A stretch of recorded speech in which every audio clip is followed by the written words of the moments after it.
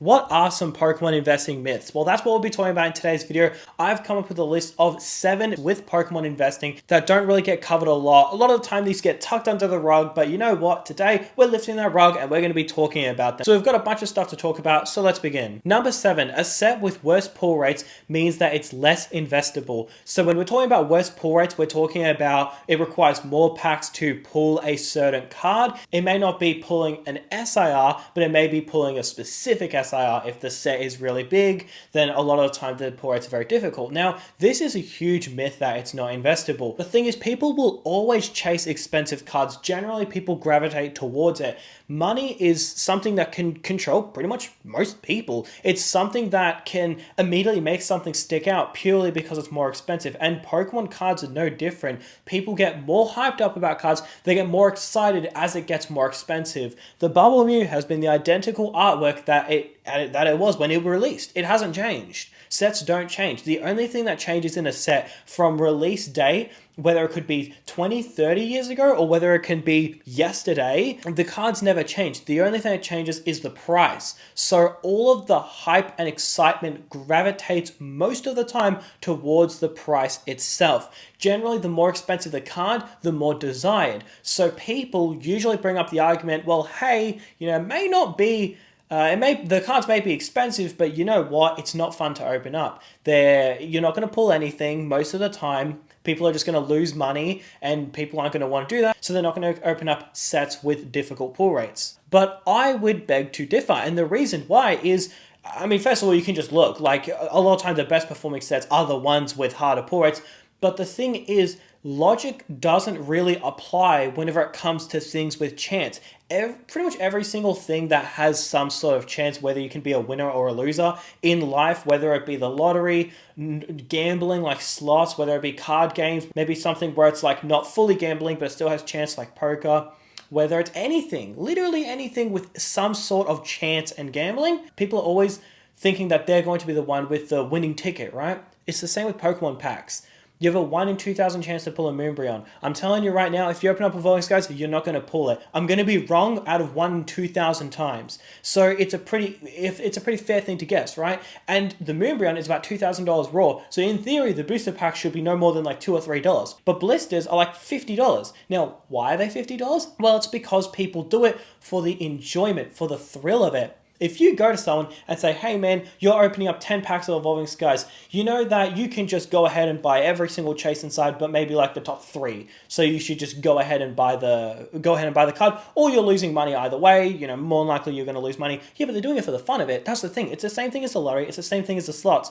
If you look at lotteries, no one gets excited over a 10 grand reward. No one gets excited over a 100 grand reward. People get excited over the $1 billion winnings, right? It's the same thing with the slots. People get excited about big winnings. No one cares. If you tell someone, hey man, you can win, the top prize is $100 on this slot machine, but you have a 1 in 2 or a 1 in 3 chance of winning it, or you can play on this slot, you got a 1 in 1 million chance to get $1 million, but hey, you could win $1 million. That is going to be far more popular. So it's not really something that is exclusive to Pokemon. And I think with Pokemon investing, generally, I think people really get tied up to what they prefer, right? So like, I'm a pretty frugal person, right? Generally, I try to save money where I can. I generally don't like to waste money. And I'm generally quite careful with how I spend my money, right? So for me, honestly, opening up packs, I would have to have a damn good reason to open up packs. There have been some times where I'd go, you know what, I'm just going to open up a case of ETBs. Prismatic Evolutions, dude, I bought 10 ETB cases. I ripped one of those cases. I pulled 2 Sylveons, a Flareon, an Eevee, the dude, one of the Magnetone looking dudes, it's called like something,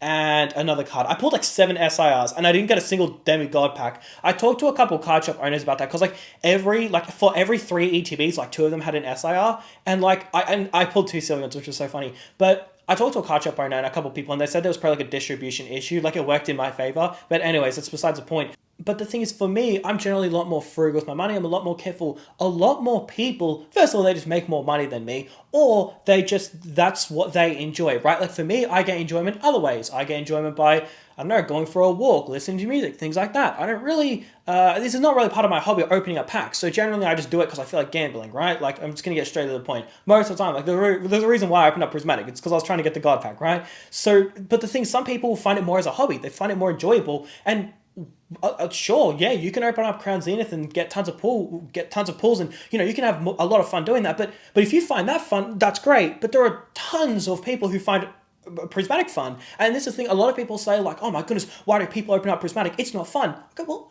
it's not fun for you, but it's fun for them. Like for me, when I was opening up Prismatic, I was having a blast. I had one mate on call, I had one mate next to me. We were opening it up. We were having a great time. Most packs I got nothing, but when I got something, well, like actually, you know what? My pull rates was like ridiculously good. But the thing is, I had a really fun time. Even when I opened up, for the record, I opened up 2 cases of ETBs. So the first one I pulled literally nothing. I pulled one Augerpen SIR out of 10 ETBs. So I did open up 2 cases. The first case, when I pulled practically nothing, I still had a blast doing it. It's still so much fun. Every single time you're shifting through, like you get a Pokeball Umbreon and you're just hoping it's a Master Ball, because like back then the Master Ball Umbreon was like $400. So it was like, oh my goodness, will I get the Umbreon? Like the whole experience was fun. But that's what I find fun. I don't find opening up sets where every second pack is you get a hit, because for me it kind of just feels cheap, right? It doesn't feel exciting. But that's my preference. Your preference might be different. So the myth that these sets aren't going to do well because they have difficult pull rates, it may not be enjoyable to you, but there's a lot of people who enjoy it. Just watch any Rip and Chip stream, you'll see. And number 6 is the complete opposite, that sets with easy pull rates will not do good. This is the thing about sets. Generally, it's not about the pull rates, because either pull rates will gravitate to a certain audience, right? So it's like almost like everybody's a winner in this situation. However, the thing that does matter is the set continents. So for me, like Ascended Heroes, for example, right? I think it's a fantastic set. I think it's better than Prismatic Evolutions. Trust me, I love Prismatic Evolutions. I glaze it like no tomorrow. I think it is better than Prismatic Evolutions. All right, well, okay, fair enough. Well, even if the pull rates are difficult or easy, I'm still going to invest in it. And the reason why is because it gravitates to a certain audience either way. Like, if it's really difficult pull rates, people will like it. If it's really easy pull rates, people will like it. So with easy pull rates, the thing is that you have a lot of people who will just open up 50 packs or 100 packs. Like, I've seen it. For anyone who doesn't know, the best selling packs usually on Rip and Chip streams usually are things like Prismatic, 151, Crown Zenith, Destined Rivals. Usually those are the best ones. Mega Evolutions, Phantasmal Flames, I'm not talking about those ones yet, because I haven't really seen many streams. Like, usually I pay attention to streams, but like I haven't really seen many streams of those. Man, I think those have been selling well. I'm pretty sure they have. But like before those existed, like those were the most cracked packs. All right, well, Destined Rivals has relatively difficult pull rates to pull the top chase.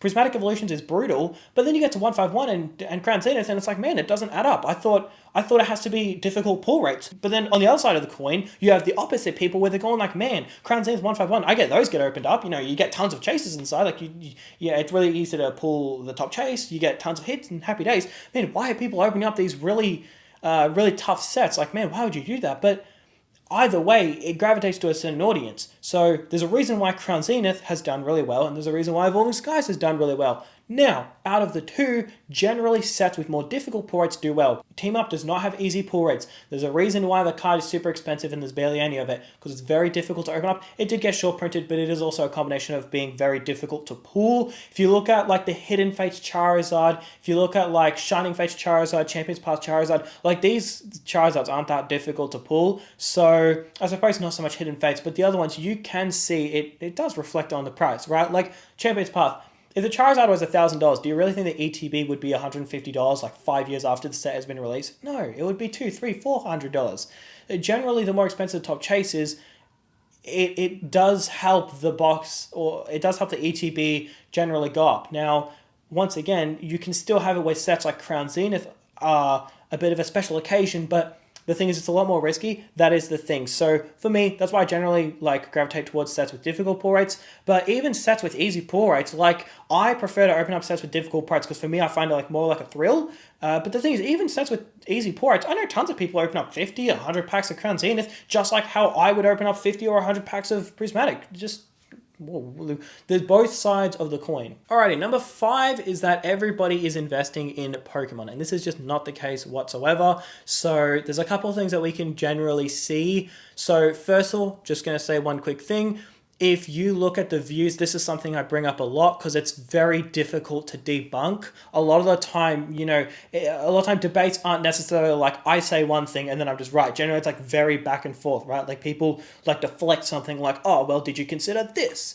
But this kind of just, it sort of shuts it down in a sense, right? Look at the top YouTubers of Pokemon investing videos. You got Pokebeard, Nostalgianomics, Pokeoz definitely getting up there. Generally those are the most popular Pokemon investing channels. All right, now let's look at the most popular just channels. You've got ones like, oh, dude, I don't even know. I know D Pocket Monster. He's the most popular. I don't really watch those kind of videos. A Pokerev, he's definitely up there. I can't really think of any other ones, but I guess those are just enough. I don't really need a million examples. You look at those videos and, dude, they get tons more views, like 10 to 20 times the videos that the biggest Pokemon investing videos make. So just by looking at that number alone, that goes to show us that for every investor, there are 10 to 20 collectors, but that is just people consuming content. That doesn't go for casual fans. You've got to remember, there are so many casual fans who aren't going to watch videos, but nearly everyone who invests are going to watch investing videos. Very few people who invest in Pokemon just kind of let it sit there. A lot of people invest in it, but they also kind of like enjoy the process of seeing things go up. They enjoy the drama about it, which is, yeah, I'm very similar. That's why I started making videos. I enjoyed it. I talked about it a lot. I would always talk to people about it. Now, I wouldn't talk to random people. Don't worry. I wasn't just like out of Coles and I would just start preaching about Pokemon investing, okay? Just to be clear, I would talk about people who are in the space. I wasn't just telling the world because that would just be weird. But the thing is, I would talk about it so much, so I was like, you know what? Maybe I should just start a channel about this. Like, that would be a good idea. So I did it. But that's how a lot of people think. A lot of people just really like the idea of it. So that number that we can see where for every like one investing view, these other collecting channels get like 10 to 20 times as many, you can clearly see that that is accounting for the pure numbers, but that doesn't even, we can't even account for how many casual Pokemon collectors there are that'll just open up 1 or 2 ETBs. They're not going to open up cases and consume all this content, but usually with investing, it is a little bit different. I know a lot of people who watch my videos just listen, they don't actually watch it. So yeah, like no one's really going to listen to a collecting video of someone opening up packs. So usually you have to be a lot more hands-on, which means that like it could even be for every one investor, there's like 30 to 40 collectors. Now, I don't want to speculate any numbers, so the maximum we can go is 1 to 20, that ratio, because generally that's what the views are. Now, the reason why a lot of people would think that everybody's investing in it is because their entire feed is about investing. Their entire feed is about the market side of it. So then they gravitate thinking like, oh, well, everybody must be doing it. But that's just usually how people think. I'm sure there's some community out there who collects like, I don't know, mattresses. I'm sure there's a community that collects mattresses and then go over the mattress investing market. And then, obviously that's a joke by the way, I just want to be clear.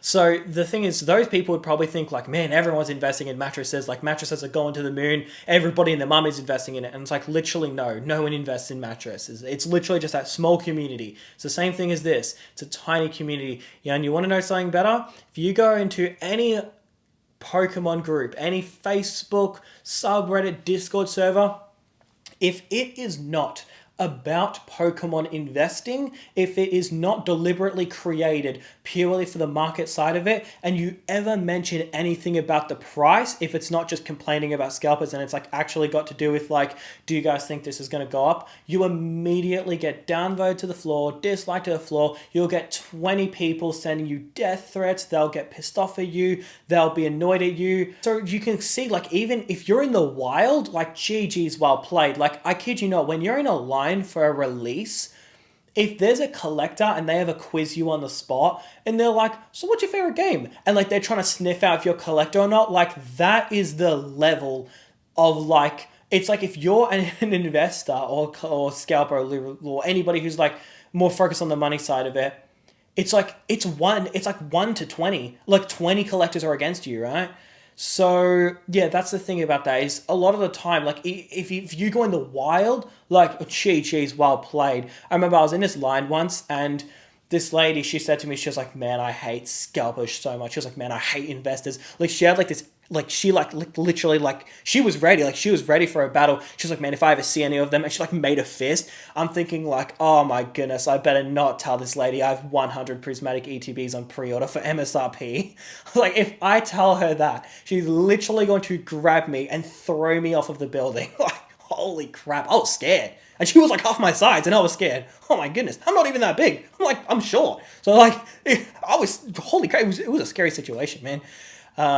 But anyways, that is, yeah. Anyways, the point is that like, no, everybody's investing in Pokemon. Trust me, it is a small fraction compared to the amount of collectors. Alrighty, number 4 is that reprints are a bad thing, and this is not the case. So generally, there have been only a couple recorded situations where reprints have actually affected the longevity of a price. So let's just bring up Shining Fates and Vivid Voltage. So these sets got reprinted into the Oblivion, so then that affected their price long term. But most of the time, reprints are a short term thing. I actually made a video about this, my previous video. If you haven't checked it out, make sure to. I apologize for the clickbaity title. I had literally no idea what to put. I trust me, I'm not trying to be all clickbaity. I just literally had no idea what to put. I sat at my desk and I was like, I have no idea what to put. Like I had to just be super like mysterious about it. So anyways, the point is that reprints are not a bad thing. Now, I'm not going to cover this a whole ton because I did make an entire video dedicated towards it. But long story short, most of the time it's a temporary thing. Yes, it can affect the price. A couple people commented and said like, oh, well, you don't remember this situation. This specific item went down after a reprint. And it's like, yeah, I get that. I said that in the video. But what I'm saying is it doesn't affect it long term. Take Evolving Skies, for example, copped huge reprints. Evolving Skies is, the Umbreon is one of, if not the highest pop pullable card from a main set in Sword and Shield. I'm pretty sure it's the highest pop. It could be either the second or the third, but it's definitely up there. You look at all the cards from Evolving Skies, you can clearly see all these things are pointing to the fact that Evolving Skies was one of the most reprinted sets, yet it's the most expensive. So it's purely a short-term thing. It does not affect the price long term. There's only been a couple record situations where it actually has affected the price, like Shining Fates, where you're still feeling it to this day, where it's one of the most available ETBs on the market. But yeah, anyways, reprints, not a bad thing. Reprints are your friend, not a foe. Alrighty, number 3. This is a controversial one, so I'm already preparing for the comments. Pokemon will not make you rich. Now, first of all, you'll need to define what rich actually means. I'm going to define it as like a couple investment properties. I'm going to say like once you have 5 to 10, I understand, oh, well, rich is this much, middle class is this much, well off is this much. Let's just use a lot of money, okay? Let's just keep it simple, right? There's like so many tiers for wealth. Let's just go, you're doing so well, like you're making a lot of money or you already have a lot of money. Let's just say 3 to 5 mil plus of net worth. Let's just say that, okay? Please do not flame me in the comment sections that I use the word rich. It doesn't really matter. It's not really the point. Anyways, basically, I know tons of people who have just locked in, it's invested in Pokemon, and they did well. Now, for anyone who has been paying attention the last year, you saw people, dude, even in my Discord server, the amount of people that buy and sell items, like I'm sorry to report you guys, but I have to. The amount of people who just buy and sell items within months, man. They'll just buy this item, then sell that item, then buy this item. The reason why Pokemon goes up so much is because 90% of investors aren't actually investors. They just enjoy the hobby and they're making money off of it. You know what? When I hear investor, this is what I think. I think of a dude in a suit who lives on Wall Street and just genuinely like has like all these pie charts in his room. He has like 3 monitors and he's investing into it. That's what I think when I hear an investor. When I hear one dude is holding a Surging Sparks ETB and he just ends up opening it because he couldn't fight the temptation, that's not an investor, okay? I know it feels like there's a lot of investors, but I'll tell you what it is. There's a lot of noise. That's what it is. There's a lot of people who buy an item because they like it, but then they also justify it as an investment. Singles are a great example. No investor buys singles. I'm going to go ahead and tell you that. The reason why people, okay, there may be a few, but not many. The reason why people buy singles is because they like that card. They actually want to own that card. See, for me, this is not an investment. And for me, this is not an investment. I think it'll probably go up. I think it's quite undervalued, but still, this is not an investment. These are not to make money. These are because I like the cards. Someone says like, yeah, I'm investing into Pokemon. If they have these cards and they're not for the PC, I'm telling you right now, they're not an investor. And the reason is because we have every single box in the history of humans has outperformed a single. So there is no reason to invest in singles unless you're investing in like a $3 card that you genuinely believe with your whole body it's going to be like a $100 card. Even then, you look at boxes like Team Up, it went from $100 to $10,000. That's a 1,000x on your money. That's not a 1,000x. That's a 100x on your money. Even if you bought the Latios for $50, you still didn't outperform the booster box. So people who say like, oh my goodness, man, I sold my Latios for $50 in 2019. Man, I'm so silly. It's like, yeah, that sucks, but you want to hear something funny? Even a situation like that, you still wouldn't have outperformed the booster box. So then you go that and you go, oh, you know what? Maybe a lot of people who hold these just like to collect it. And there's nothing wrong with that. If you want to collect it, you do, you boo. I collect these. I love these. These are great cards. They look very nice. Every single day I look at this card and I go, man, this is a nice card. I have no regrets buying this and I absolutely love it, okay? But for me, I don't see that on the money side of it. So that flushes out a lot of people who are investors. They're not investors. They're just collecting it. And once again, there's nothing wrong with that, but they're just using the wrong label. And for the record, it can be a mix of both. They can be collecting in it, but they also think it's going to go up. But once again, if you are an investor, you don't collect Bitcoin because you want to complete your personal collection of Bitcoin. You don't collect property because you love collecting property. And the same goes for stocks. You don't just invest in Intel because you're like, man, I want to complete my tech stock personal collection. I got Tesla, Apple, Nvidia, Microsoft, Intel. I got to get the whole Scooby gang. Like, no. So when you actually apply serious investors, there's virtually none of them. So I know tons of people who have gotten in the hobby 2020, 2021, they stuck to their guns, they held on to certain boxes, and they're doing fine. I'm going to use myself as an example. I have around 100 grand of Pokemon. I mean, after this market, it's more like 90 grand because the market got clapped recently. But I have about 90 grand of Pokemon. I'm 20 years old. By the time I'm 30 years old, there's a solid chance if I'm still holding on to these boxes, if maybe I adjusted them a little bit, but relatively I'm holding on to similar boxes, there's a good chance that those boxes are going to be worth $500,000, $1 million. And I know people who are in their late 30s, mid 40s, and they're filthy rich. And a lot of the time, they're just making money from their job. They're investing as much as they humanly can here, and happy days. I know somebody, this guy is an absolute legend. I love this guy. And I'll tell you why I love this guy. Because he has no special story. He has no like crazy thing like I invested in Bitcoin when I was 2 years old. Like he does not have some insane story where he was like some child prodigy of like investing in mattresses, right? This guy, his story is as simple as this. It's the most incredible, normal, plain story you can possibly think of. For 10 years, this guy just locked in. Him and his wife both worked full time. They didn't go out. They didn't waste their money. They were extremely frugal. They were not tight asses and they weren't cheap, but they were frugal. I love the word frugal. It's like a great word. So then what happened was he then got all their money. So after they paid their bills, then he got the rest of their money and he invested in it. They did that for 10 years. Now, these people fly around the world. They have more than enough investments to sustain their entire lifestyle. they're in their mid 30s to, oh, actually, I think they're in their mid 30s. Oh, I think they're actually in their mid 40s and something like that. But the thing, oh no, I think it is mid 30s. But the thing is, these guys, they didn't have some high, crazy paying job. They didn't have some ridiculous secret. All they did was just stuck to their guns. He just invested the money and happy days. It wasn't anything ridiculous. And these types of stories aren't rare. I know tons of tradies in Australia. Okay, I say tons, it's like one or two. But I know people in Australia, they just work a blue collar job. They make, say, 60, 70, 80 grand. It's nothing like insane. They're not working in the mines. They're not doing something too insane. But then they get that money after they've paid their bills.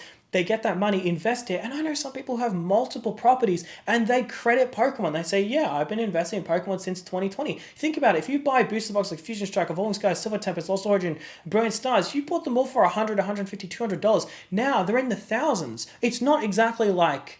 people say, like, this is a big misconception I hear. People say, like, oh, investing bros thinks they're going to get rich off of it.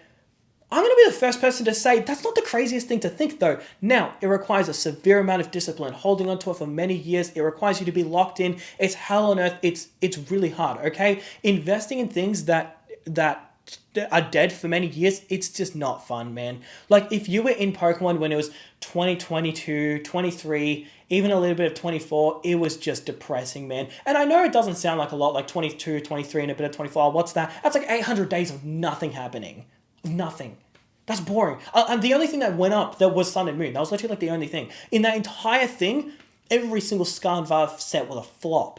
You know, Scarlet base came out and people went like, oh, this set sucks. Paldea Evolved came out, oh, this set sucks. Now, it was received a little bit better, not to how it is today, because the Magikarp was super cheap. So the top chase was like a $100 Iono, right? It wasn't that fun.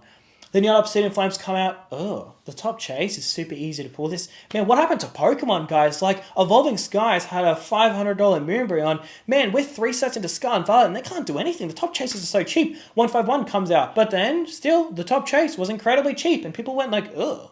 Why aren't there any top chases? Like, what's going on? Has Pokemon lost it? Paradox Rift, Temporal Forces. It took until Twilight Masquerade. Even Paldea Fates. When Paldea Fates came out, the Bubble Mew was $80. When Twilight Masquerade was the first one to break that chain. Twilight Masquerade, when it came out, the Greninja, by default, because people were so used to cheap cards, by default the card was like $130. But then people went like, oh crap, for the first time in one and a bit years we actually have a set with difficult pull rates. Oh my goodness. And then the Greninja went up to like $250, $300.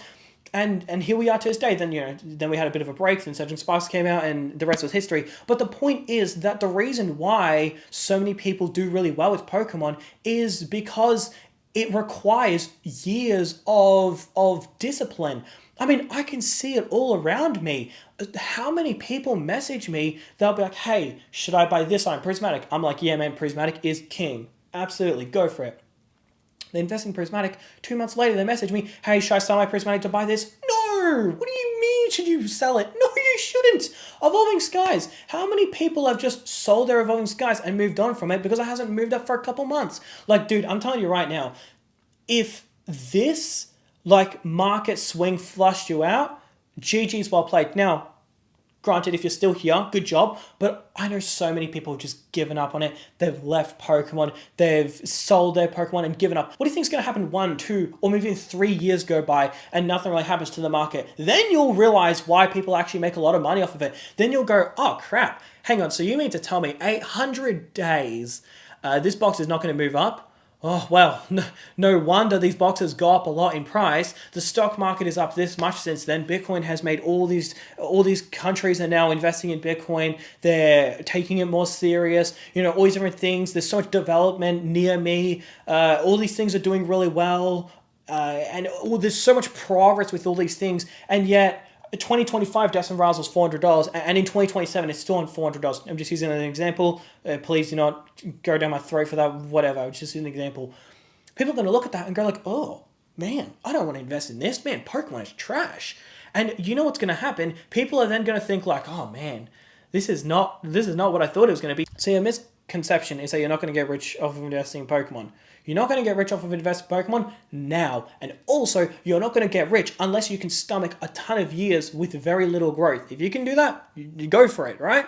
But there's a reason why these boxes go up a lot. It's because the stock market, every day the price changes. Bitcoin, every second the price changes. There's all this progress, right? Even if the stock market ends up going lower, like even in the next 2 years, the stock market doesn't go up, say it's down from what it is today, the S&P 500, it's still, at least there was movement, at least there was something to show for it, at least it was, moving up and down, like you could see some progress, earnings report, new companies replacing older companies entering the S&P 500, and all these different things. There's always things changing, right? But you've got to think with Pokemon, if you're going to have a collectible that doesn't move for 700, 800 days, everyone's gone. That's the reason why I've only ever seen one person ever list a team up case in Australia. There was one guy 4 months ago, dude just out of nowhere went, hey guys, I want 100 grand AUD for this team up case. And everybody went, oh, bravo, bravo. You want to know why? Because the dude has been holding it since, okay, let's just say he's been holding it since release.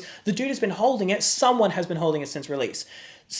Or it just went through people, but the point is it got kept sealed for release. So you mean to tell me years it didn't move, then it did a bit of growth, then it didn't move, then now it's done a ton of growth. For years there was so much dryness and it didn't do anything. With Pokemon, it's not necessarily a skill. It's not necessarily something that requires like a lot of time. It's something that requires discipline. It's something that requires you buy it, put it away, forget about it. That is the difficult side of it. That is the part that gets hard.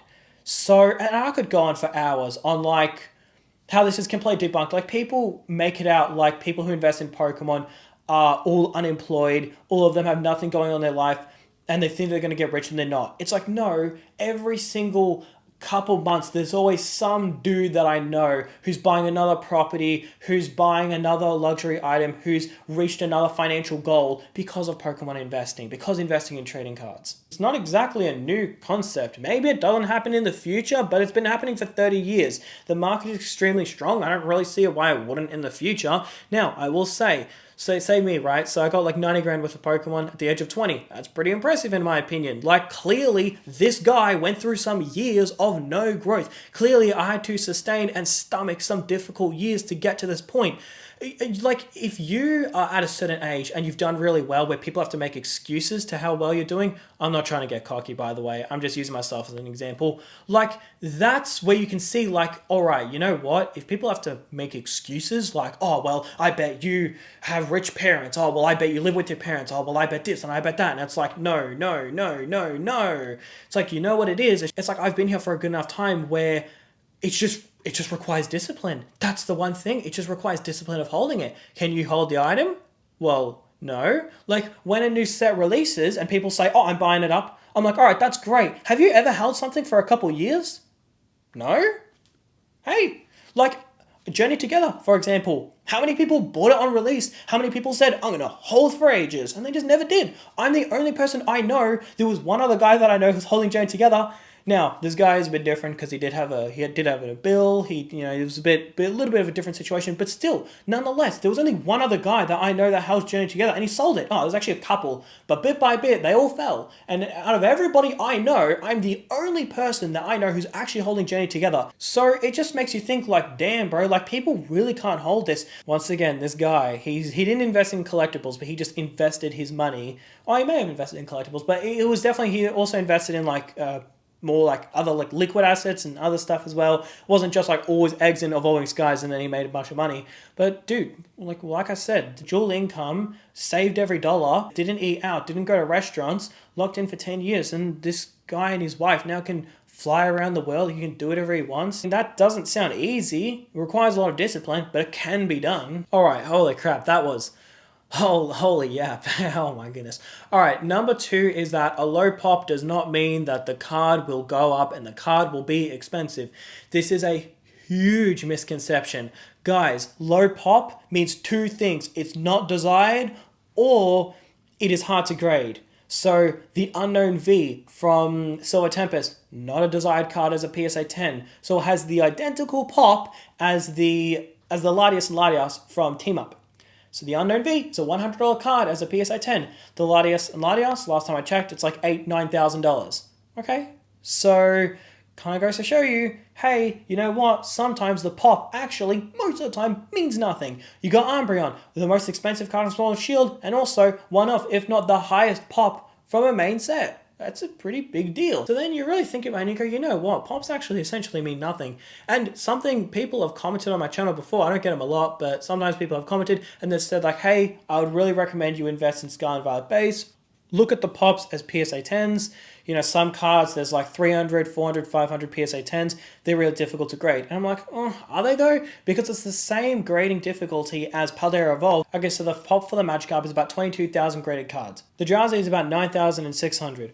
Meaning there are over double as many desired 10s for the Magikarp than the Drowsy. That really goes to show you that it's not that the Magikarp is easier to grade, it's that it's double as desired, over double as desired as PSA 10s. So then you look at other cards from Paldea Evolved, and the Raichu, the Tyranitar, they're still up there. Not that high, but they're still up there. But then you look at Scarlet Violet, and a bunch of cards, the pops are really small. There's a reason why. It's because it's not as desired. It's not because it's that hard to grade. So generally, low and high pops, if I'm being real with you, it's a really irrelevant metric. Even the pops, look at Terrestrial Festival pops. So the Umbreon is about 1 year old and there's 63,000 graded cards. However, the card is still like $500-$600 as a PSA 10, but then you get other cards like the Drowsy, and as a PSA 10, it's like $400-$500. It's cheaper than the Umbreon, yet for every Drowsy, there's like 5 or 6 Umbreons, yet the Umbreon remains more. It's purely just a demand thing. Alrighty, number 1 is that better quality means that the card will go up. This is something a lot of people say. People say that like, hey, you know, I don't want to invest in English, Japanese is better quality. It means nothing. The only time it ever means something, and I'll tell you why it means nothing. First of all, Paldea Evolved, the quality is horse crap, yet the box is the most expensive. Well, actually, Justin Riles overtook it, but for a month or so, like a little bit ago, Paldea Evolved was the most expensive booster box. The reason why is because obviously the cards are designed, but the quality is so poor that 1 out of like 5 will be PSA 10s, so then people chase that PSA 10, so they buy up a bunch of copies to grade them all, so then it creates all this buying pressure, right? Because it's so desired as a PSA 10. Japanese cards on the other side, because it's so easy to get PSA 10s, you think like the box price for Paldea Evolved is $380, Top Chase is like $2,000 as a PSA 10. You have tons of boxes, like say Clayburst, right? Clayburst is like $100. The Magikarp as a PSA 10, let's just, you know, side-to-side comparison, it's like $150, $200. It's like nothing more. It's like double more as a PSA 10. It's a lot of time, just because it's better quality, it doesn't really mean much. The only instance where it can actually affect it is the Charizard from Inferno X. It blocking the Charmander, I thought that when that got found out, like I thought after a month we'll get used to it. I'm still not used to it. I don't even know if I want an English one now, because I said that once it hits $300, I'm going to buy a copy. I don't even think I want one. I might just go straight to Japanese. I might just buy a PSA 10. The Japanese PSA 10 is dropping. Now it's like $700-ish as a PSA 10. Might go a little lower. Might just buy that instead, if I'm being honest with you. I can't get over how the Charmander's face is getting blocked out. That's where I would say investing in Japanese is valid. I'd say, yeah, you know what? Go for it. But at the same time, that is so rare. Most of the time, it being better quality, it doesn't really mean much. I mean, Charizard from 151, the pop of the English one is like 80,000 graded. So the pop for the Japanese one is about 36,000, and then for the English it's about 83,000. Yet the English card is worth like drastically more. So there's a much larger supply of the English copy, however it's worth way more. So, you know, not all the time quality doesn't exactly mean higher value. A lot of time people actually like worse quality because it makes the PSA 10s rarer. People kind of get a thrill from that. It adds to the thrill opening up packs where you get a PSA 10 worthy. It adds to the excitement. Japanese, because like everybody's a winner and everybody gets a PSA 10, generally people don't like that as much. Similar towards how sets with difficult poor rates people usually gravitate towards, like sets like Evolving Skies, Fusion Strike. People usually gravitate towards those sets because the stakes are much higher, which makes it more enjoyable. This is not a Pokemon thing, this is just humans as a whole. People generally like chasing that really big reward rather than a more likely but lower reward. So yeah, hope that makes sense. So yeah, guys, what do you think about this list? I hope this clears it up for anybody who was a little bit confused about a couple of things. Hope that this video does help you with that. But yeah, that is going to do it for today's video, guys. Thank you so much for watching.